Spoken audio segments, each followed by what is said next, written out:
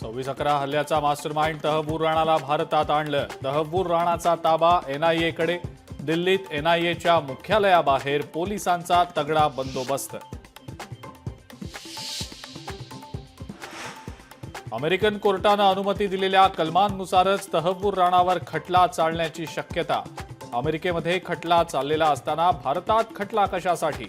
तहव्वूर राणानं केला होता सवाल।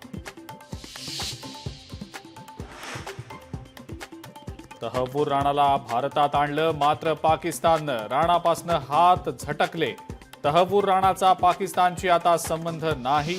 राणा हा कॅनडाचा नागरिक। पाकिस्तानचं स्पष्टीकरण।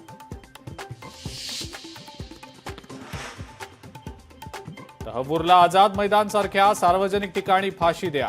शहीद तुकाराम ओंबळेंचे भाऊ एकनाथ ओंबळेंची मागणी।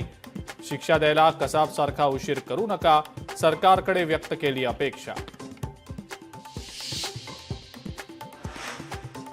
एसटी कर्मचाऱ्यांना मार्च महिन्यात मिळालाय केवळ 56% पगार। निधी कमतरतेमुळे पगार कमी झाल्याची माहिती। कर्मचाऱ्यांनी जगायचं कसं? इंटकच्या श्रीरंग बर्गेंचा सवाल। राज्य सरकारकडून मंत्री आणि सचिवांसाठी 1 कोटींची आयपॅड खरेदी।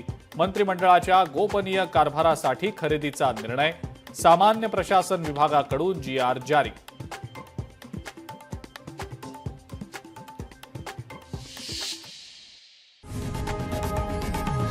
लोकशाही मराठी ऐका, पहा, जागरूक रहा।